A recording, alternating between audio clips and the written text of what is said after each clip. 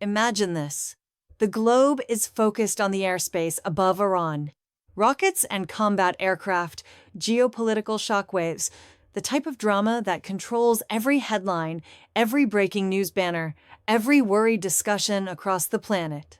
And while all of that is occurring, while every lens in the world is aimed at the Middle East, something remarkable is happening thousands of miles to the north. Something that the Kremlin would strongly prefer you never observed. Ukraine has been dismantling Russia's military apparatus piece by piece, objective by objective, day by day. And it has been accomplishing it at a pace and a magnitude that has simply never been witnessed before in contemporary conflict. We're discussing about 105 and 200 Russian objectives hit in a single month. We're discussing about a precision rocket attack that may have just eliminated Russia's newest and most lethal weapon. We're discussing about a 200 drone formation that broke through Russia's supposedly unbreakable Black Sea protections and left warships ablaze in a harbor that was expected to be secure. And we're discussing about a strategic rationale behind all of it that is as ingenious as it is unforgiving. Stay with us, because this is the narrative the world hasn't completely absorbed yet. And by the time we're finished, you're going to comprehend exactly why what Ukraine is accomplishing right now in early 2026 could alter the entire direction of this war. If you haven't subscribed to Bradley Madden yet, now is the ideal moment. Press that button, because what we're examining today is not a one-off incident. This is part of a rapidly developing story, and we're going to keep you informed of it. Let's begin with the headline figure, because it deserves its own spotlight. 105,200. That is the count of Russian objectives that the commander-in-chief of Ukraine's armed forces, General Alexander Syrsky, says were hit during the 28 days of February 2026. He revealed the statistic in a Telegram post that generated barely a ripple in the Western media because everyone was watching at Iran. But analyze that number closely and it becomes almost unfathomable. Divide 10,520 by 28 days, and you get approximately 3,750 objectives per day. That is not a campaign. That is an industrial-scale demolition of a military force executed every single day, without break, without respite. To comprehend what Ukraine had, you first have to comprehend what Russia has been executing on the battlefield.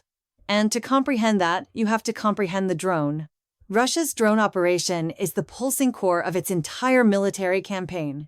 On the strategic plane, long-range Shahed-type assault drones pummel Ukrainian cities night after night, striking energy infrastructure, ammunition depots, command posts, civilian resilience. On the tactical plane, at the front itself, Russia employs first-person view drones, FPV drones, to execute raids, to track Ukrainian soldiers as they advance, to establish lethal zones that Ukrainian troops simply cannot enter into without facing annihilation from above. Russia was estimated to be manufacturing roughly 2 million FPV drones a year in 2025. That converts to nearly 5,500 drones per day. And according to General Syrsky, that manufacturing capacity has since skyrocketed. He now calculates that Russia has developed the ability to manufacture over 19,000 FPV drones per day. If that number is correct, it represents an almost fourfold expansion in manufacturing in the span of a year.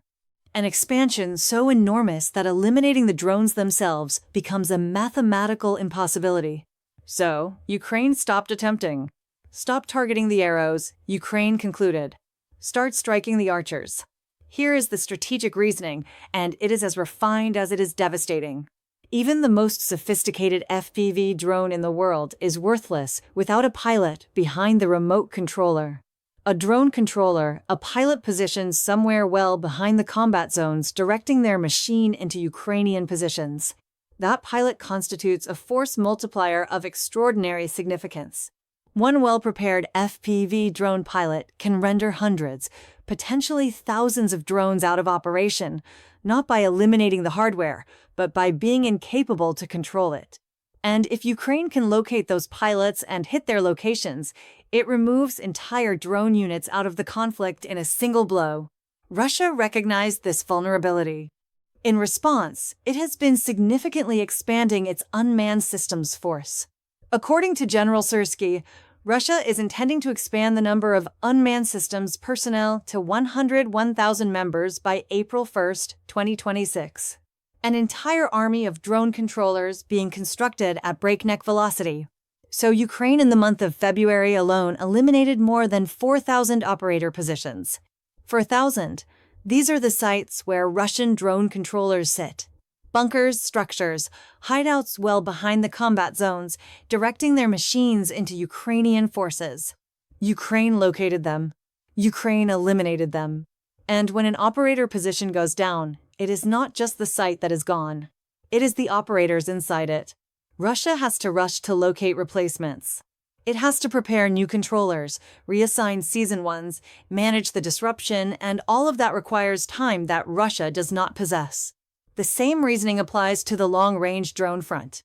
A Shahid-type drone deployed from occupied Ukrainian territory, from Crimea, from Luhansk, from Donetsk, has far less distance to cover to its objective than one deployed from inside Russia itself.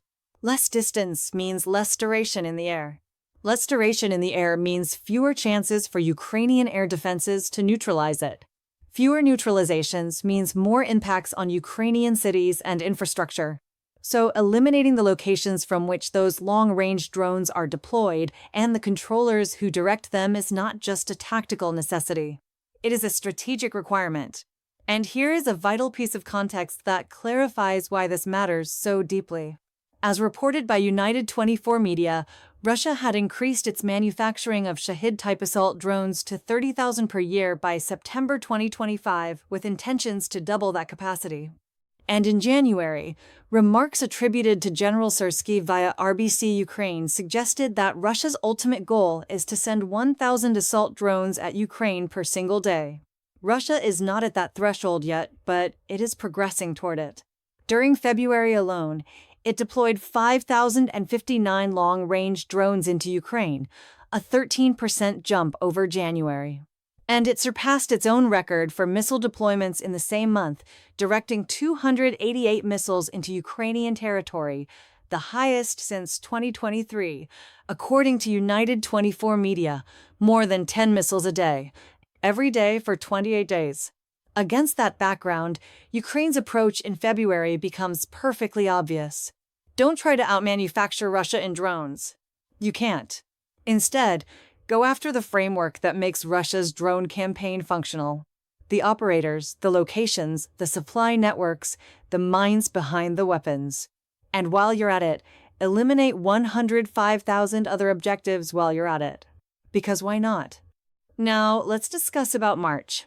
Because if February was about ripping out the core of Russia's drone operation, March has been about dismantling everything else apart.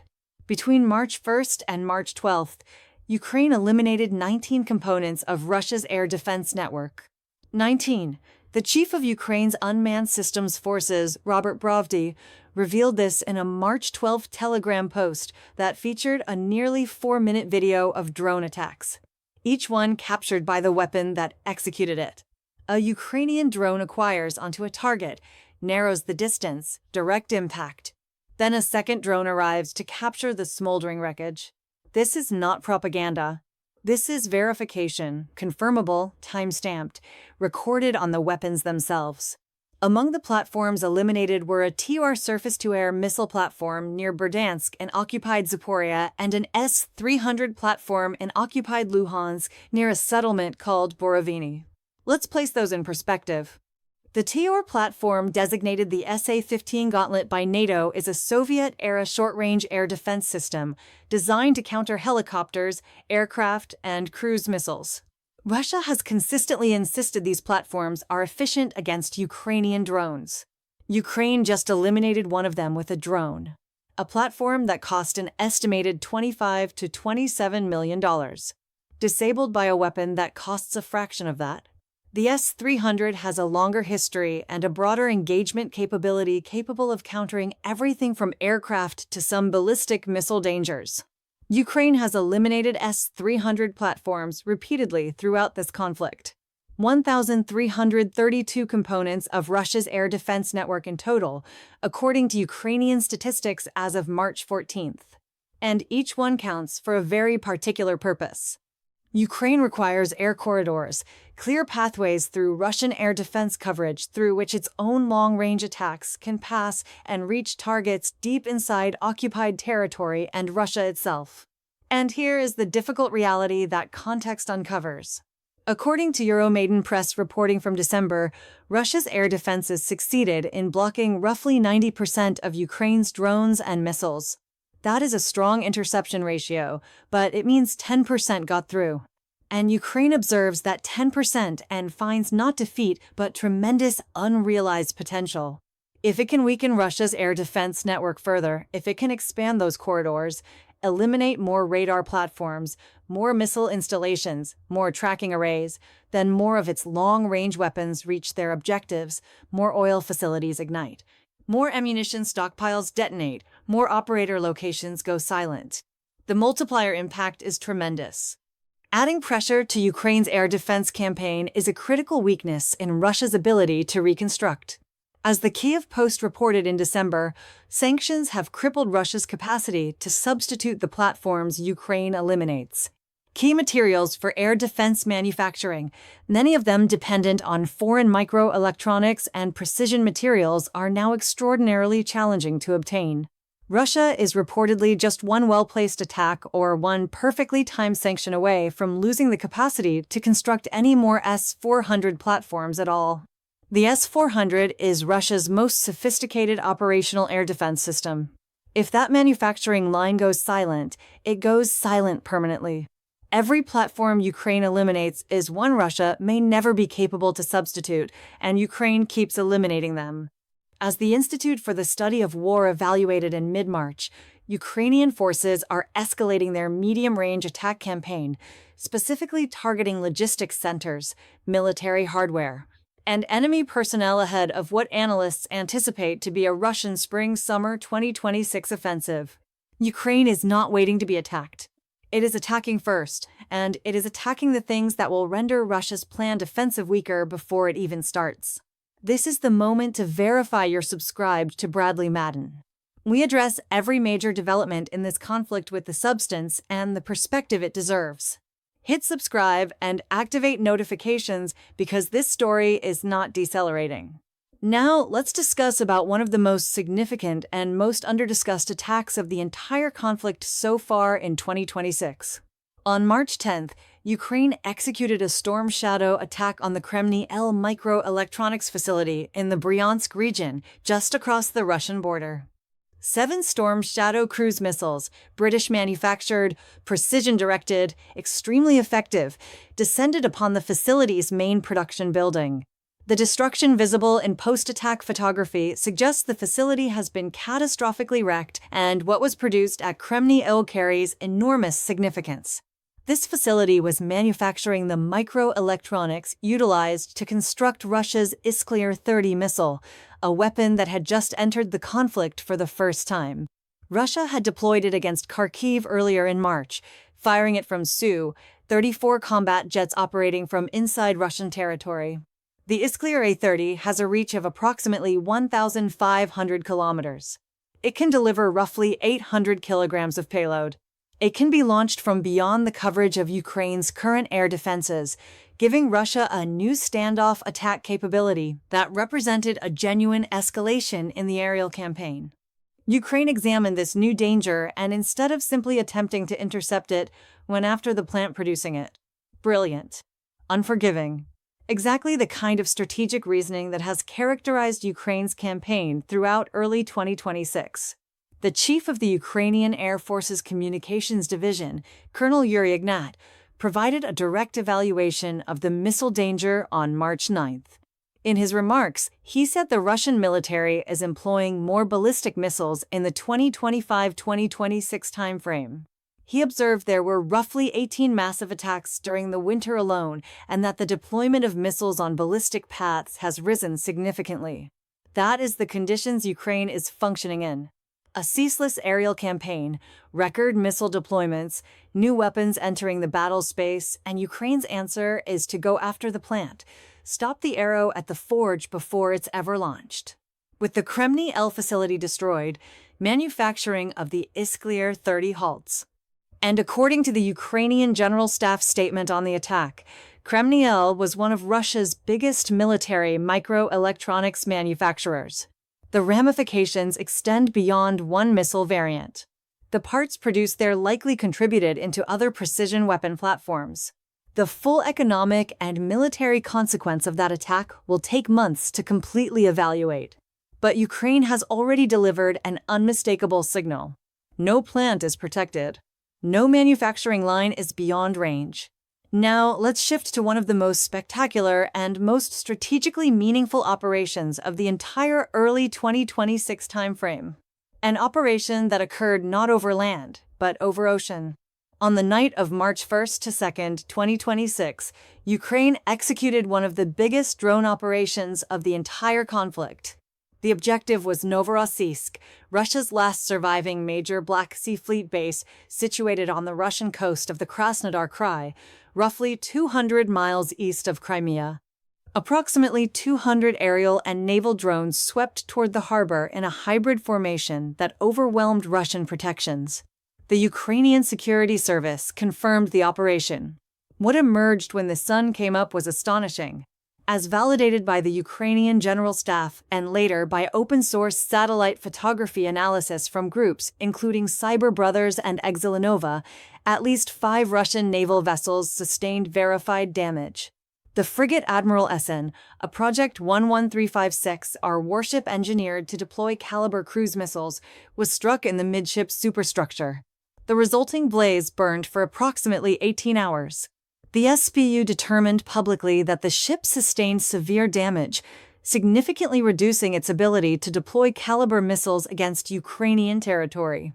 The frigate Admiral Makarov, another Caliber platform, was also verified damaged. The minesweeper Valentine Pickle received a direct impact. 2 corvettes, the Vyask and the Kasimov, were also struck. 3 Russian sailors were eliminated. Between 14 and 16 were injured, but the operation did not end at warships. Ukraine's drones also struck the Sheskry's oil terminal at Novorossiysk, Russia's biggest crude oil export facility on the Black Sea coastline. 6 of 7 oil loading structures were reportedly damaged, igniting a massive blaze visible for miles. Reuters, citing trade contacts, validated that crude oil loadings were halted following the attack. Russia's state pipeline company Transneft was compelled to reduce oil intake by approximately 250,000 barrels per day in a conflict that Russia is financing with oil profits. That is not a trivial setback. That is a direct attack on the financial lifeline keeping the Kremlin's military apparatus functioning. Ukraine also eliminated a 30N62 tracking radar belonging to an S-300P Mu-2 air defense platform stationed at the harbor and a Panzer S-2 short-range air defense system. Even in attacking a naval objective, Ukraine was simultaneously weakening air protections. Every attack, multiple goals. Every weapon, maximum impact. This counts strategically for a purpose that goes back to the entire progression of Russia's Black Sea Fleet. After years of persistent Ukrainian operations, the Russian fleet had withdrawn from Sevastopol. Crimea became too hazardous. The fleet retreated to Novorossiysk, farther from Ukrainian positions, theoretically safer. But as Naval News documented, even in its supposed sanctuary, the fleet was still under danger. Ukraine modified its methods. Longer-range drones, naval drones operating farther from the shoreline, a saturation approach designed to overwhelm point protections. And on the evening of March 1st, that approach succeeded dramatically. Now, as one Ukrainian representative stated, Russia appears to have no protected harbor remaining for its Black Sea Fleet. The fleet is confined, strategically immobilized, mostly restricted to Caliber missile firings. And after the March 2nd operation, even that function was weakened with at least 1 Caliber-equipped frigate reportedly out of service. Alongside all of this, Ukraine also showed in March that it is conducting war on Russian logistics at every tier. On March 12th, the same day, Ukrainian drones were eliminating S-300 platforms and ammunition stockpiles in Luhansk. Other Ukrainian drones were attacking a fuel and lubricants convoy in the Dovzhansk sector of Luhansk Oblast. This operation might appear smaller in scope than a frigate ablaze or a missile plant in debris, but its reasoning is solid. Remove fuel away from Russia's armored units and tanks cease advancing. Remove lubricants out of the supply network and the maintenance processes that keep Russian equipment functional collapse. Mobile artillery becomes stationary. Mobile air protections become immovable. And immovable targets are simple targets. Roughly 90% of Russian military cargo travels by rail. That means the convoy is not just a logistics carrier. It is the logistics backbone. Eliminate the convoy and you are not interrupting one delivery. You are interrupting the entire stream. Ukraine has absorbed the lesson that Russia has been employing against Ukrainian railways since at least the start of March, targeting bridges, rail hubs, and rolling stock to strangle Ukrainian ground logistics. Now, Ukraine is executing exactly the same to Russia. Both can compete at the logistics conflict. And while all of this is occurring on the ground, in the sky, and at ocean, Ukraine has also achieved something extraordinary in terms of how it establishes itself globally. As Al Jazeera documented this week, Ukraine has dispatched more than 200 specialists to Gulf nations to help protect against Iranian drones, the same Shahed-type drones that Russia has been dropping on Ukrainian cities since 2022. President Zelensky, addressing the British Parliament, stated it directly. He said, "What is occurring around Iran today is not a distant conflict for us because of the partnership between Russia and Iran. Ukraine is marketing its knowledge, the $3,000 Ukrainian interceptor drone versus the $10 million American ballistic interceptor to neutralize the same $50,000 Shahed. That is not just intelligent. That is a geopolitical masterstroke.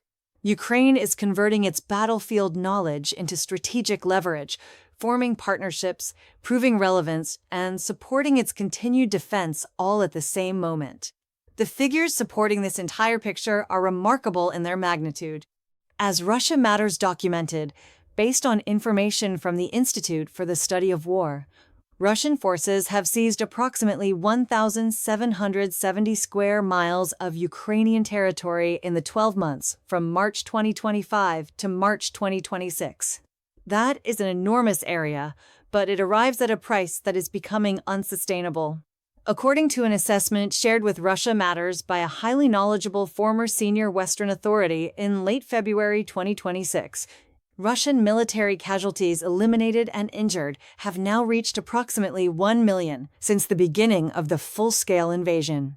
A late February analysis by Ukrainian President Zelensky, citing a classified Kremlin evaluation allegedly acquired by Ukrainian intelligence, stated that 1,315,000 Russian soldiers have been eliminated or injured, a number Zelensky himself characterized as likely understated. 1 million casualties for a nation that began this conflict believing it would be finished in days. Every operator position Ukraine attacks adds to that count. Every air defense platform eliminated opens a pathway. Every fuel convoy attacked slows a tank. And every caliber-carrying frigate removed from operation is one fewer rocket that lands on a Ukrainian city. The Institute for the Study of War evaluation from March 14th was clear. Ukrainian forces are escalating their mid-range attack campaign, it stated, expanding their capacity to challenge Russian missile attacks, weaken Russian air protections, and interrupt offensive operations ahead of an anticipated Russian spring-summer 2026 offensive. Ukraine understands the offensive is approaching. It is not waiting for it. It is eliminating its elements before it starts. Let's pause for a moment and observe the complete picture of what Ukraine has accomplished in just 6 weeks. From the start of February to the middle of March 2026, it attacked 10,520 objectives in February alone. More than 4,000 of those were operator positions, removing thousands of FPV drones out of the conflict without eliminating the drones themselves. It removed 19 air defense platform components in the first 12 days of March alone, including an S-300 and a TR system. It eliminated a fuel and lubricants convoy critical to Russian frontline logistics. It attacked the Kremny L microelectronics facility with 7 Storm Shadow missiles, potentially halting manufacturing of Russia's newest and most lethal missile. It executed a 200-drone operation on Novorossiysk, damaging at least 5 warships, including 2 caliber-capable frigates, eliminating 6 of 7 oil loading structures at Russia's biggest Black Sea crude export terminal, and compelling a 250,000-barrel-per-day reduction in Transneft's oil intake. It attacked an ammunition stockpile and occupied Luhansk, eliminating thousands of rounds. It struck a maintenance unit belonging to a Russian artillery brigade in Yakimivka. And it accomplished all of this while enduring Russia's own record-breaking aerial campaign, 288 missiles and 5,059 drones in February alone, continuing to withstand, continuing to progress in some southern regions, and continuing to prepare for what follows next. What follows next, according to every analyst monitoring this conflict, is Russia's spring-summer offensive. The Kremlin has been preparing toward it, repositioning units, stockpiling rockets, expanding drone manufacturing, attempting to restore air protections. The strategy, such as it is, involves a focused push in the Donetsk-Zaporizhia and potentially Kharkiv directions, backed by the most intense aerial bombardment Russia can maintain. But here's what Russia did not anticipate for. Ukraine has spent February and the opening weeks of March systematically eliminating the elements that offensive demands. The drone operators who would direct FPV formations into Ukrainian defensive locations are gone or relocated. The fuel convoys that would keep armored columns advancing are burning. The air defense platforms that would shield Russian troop formations are eliminated. The missile plant that would have produced Russia's newest long-range weapon has been struck. The Black Sea Fleet frigates that would have deployed caliber attacks against Ukrainian cities and military facilities are damaged and potentially out of service. And the air pathways Ukraine has opened up are being utilized right now to attack deeper and strike harder than ever before. Ukraine also attacked multiple Panzer S-1 platforms near Belgorod on March 13th. It struck a storage for S-300 surface-to-air missiles in occupied Donetsk. It attacked a command center of Russian unmanned systems forces near Volodymyrivka. It engaged multiple launch rocket platforms in the Sloviansk and Kostantinivka directions, a decision the ISW specifically noted as likely to weaken Russia's capacity to execute artillery preparation ahead of planned ground operations in those sectors. Every one of these attacks is a brick extracted from the foundation of Russia's anticipated offensive. Extract enough bricks and the whole edifice becomes compromised. There is also the wider economic aspect to examine. Russia's economy is absorbing an enormous and expanding price for this conflict. RFL estimated in March 2025 that Ukrainian attacks on Russian energy facilities had inflicted at least 60 billion rubles, roughly $714 million in direct losses. Ukraine had also driven nearly 40% of Russia's oil processing capacity offline as of October 2025, with at least 70% of those closures directly connected to Ukrainian operations. Because while all of this has been occurring, Ukraine has also been creating something new. Something that analysts say transforms the principles of how aerial attack campaigns are executed, a capability that has never been witnessed before in contemporary conflict. We're going to be addressing that in our next deep analysis, and it is not something you want to skip. If you want to be the first to watch it the moment it appears, make sure you are subscribed to Bradley Madden right now. Press the notification bell. Share this video with someone who needs to comprehend what is actually occurring in this conflict. And if you gained value in this analysis, a like takes 2 seconds and it assists this channel reach more people with coverage that goes beyond the headlines. The story of this conflict is not finished. It is not even close to finished. But right now, in early 2026, Ukraine is composing a chapter that history will not forget. And we will be here to document every word of it.